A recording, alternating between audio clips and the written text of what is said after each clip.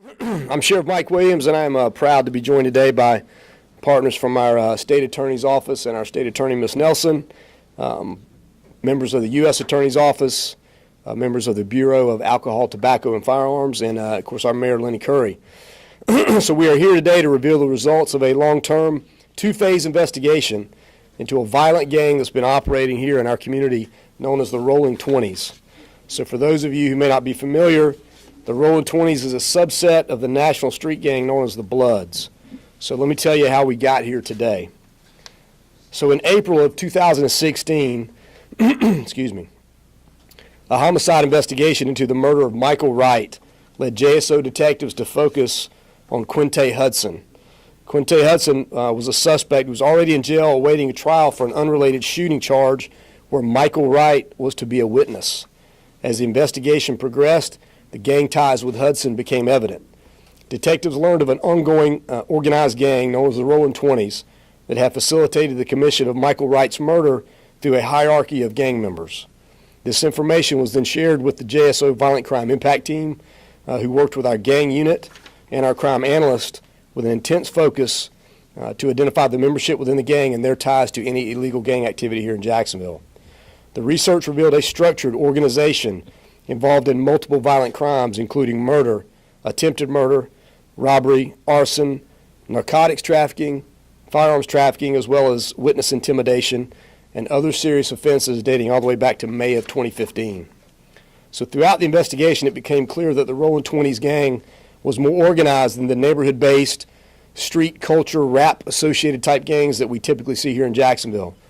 In fact, the hierarchy of the Rolling 20s branched outside of Jacksonville to other cities and states. Members of our Violent Crime Impact Team and our Gang Investigations Unit reached out to partnering agencies within the region and outside of the region to identify related cases believed to have been committed by the Rolling 20s gang. After the initial phase of the investigation, 22 of the Rolling 20s gang members were arrested and charged by our partners at the State Attorney's Office. So even with the Rolling 20s core members in Jacksonville being arrested and in jail, there were still others here and elsewhere who were attempting to fill a vacuum of power and leadership that was now open in Jacksonville after those arrests. The Rolling 20s had ties that went up and down the East Coast. Cities Augusta, Richmond, Baltimore, and some cities in California were also involved.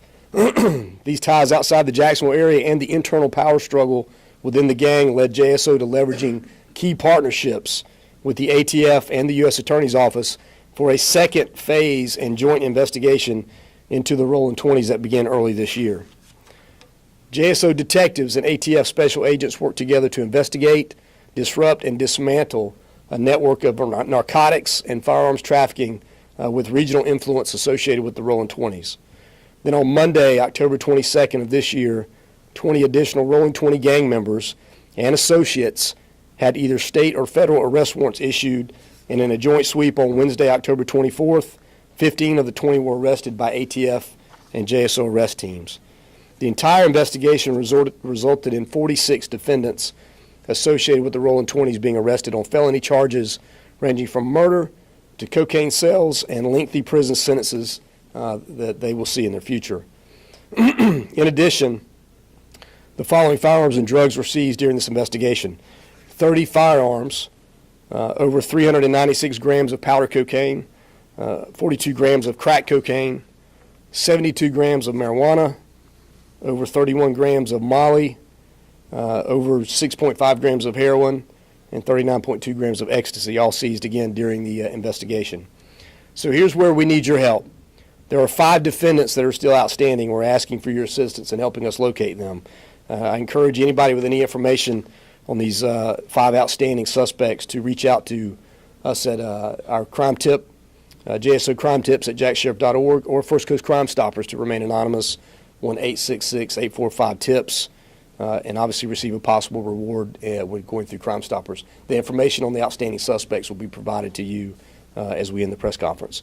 So, ladies and gentlemen, the partnership that we share with our local, state, and federal law enforcement agencies is extremely valuable, as you can see. And this investigation clearly demonstrates what happens when we all work collectively together to reduce violent crime in our community by targeting gang members and other violent offenders. And I have to tell you that I am thankful for the hard work that was put into this investigation by not only the men and women of JSO, but the agents of ATF, our state attorney's office, our local U.S. attorney's office. I know that we all look forward to these suspects being held accountable for their crimes against our community. And with that, I'm going to turn it over to a few comments. I'm going to start with John Wester, who's the ATF SAC. John? Good morning. Thank you for your time. This case would not have been successful without the work of our partners and the men and women, their tireless work to bring this case to a successful conclusion. Firearms are routinely used by violent criminal organizations whose primary means of monetary livelihood is through the sale, distribution, and trafficking of controlled substances. These firearms are obtained through a variety of means and avenues and are common in criminal street organizations. These pose a significant threat to the safety of the community, particularly in the areas where the crimes are committed. It's ATF's primary mission to identify, investigate, and stop these offenders. Our strong law enforcement relationships with the Jacksonville Sheriff's Office, the United States Attorney's Office, and the State Attorney's Office, and the work of the ATF Jacksonville's field office made the success of this case possible. Thank you, John. We have a really good day-to-day working relationship with all of our federal partners, ATF included, and they were obviously a big part of this case. So with that, I now want to ask our State Attorney, Melissa Nelson, to make a couple comments.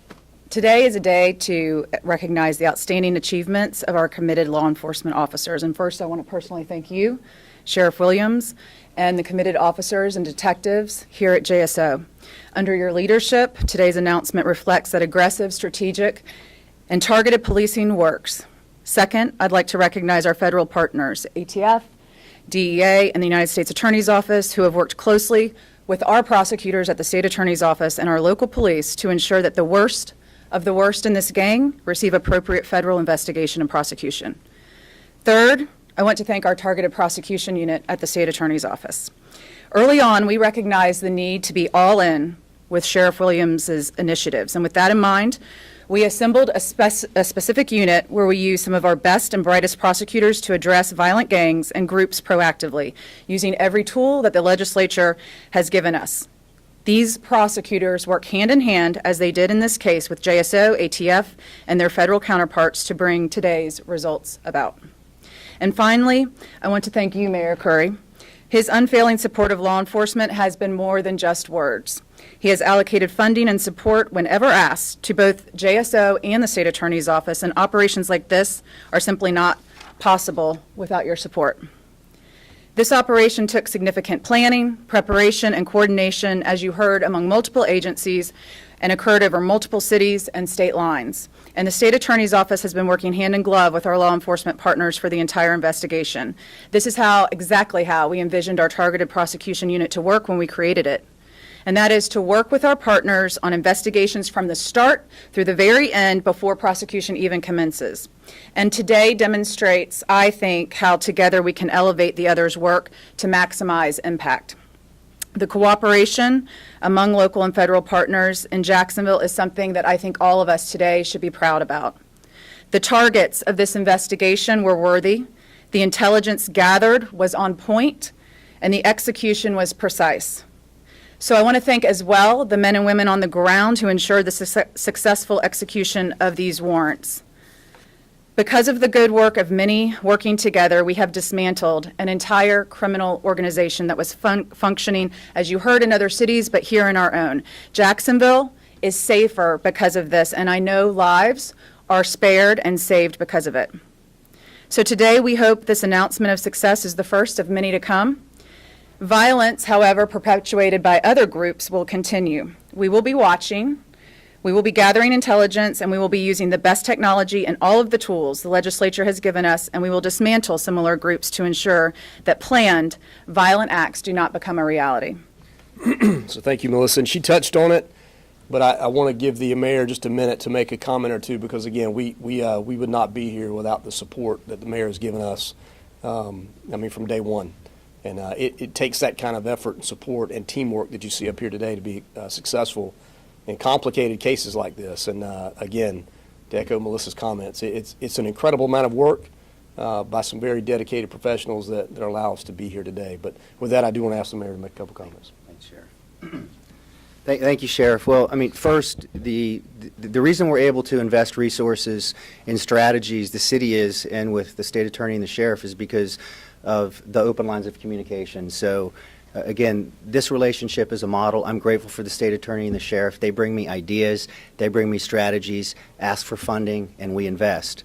And the story we really hear today is, though, as we meet and come up with these strategies and invest in these tools and technologies that we have been over the last 3 years, in the end, they end up in the hands of men and women that go out every day and identify these folks, make these arrests happen, and then prosecute them.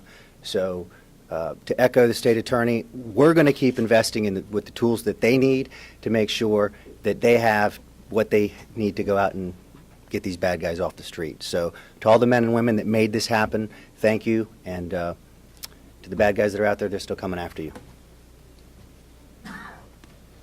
So thank you, Mayor. So with that, listen, I want to introduce a couple more people. Frank Talbot is here from the U.S. Attorney's Office. Frank's been a great partner for years for us, as well as with JSO, we've got Assistant Chief T.K. Waters and Lieutenant Ellis Burns, who lead our violent crime impact teams as well as the gang investigations unit. So, they led the majority of this effort on JSO side, so I want to thank them for that.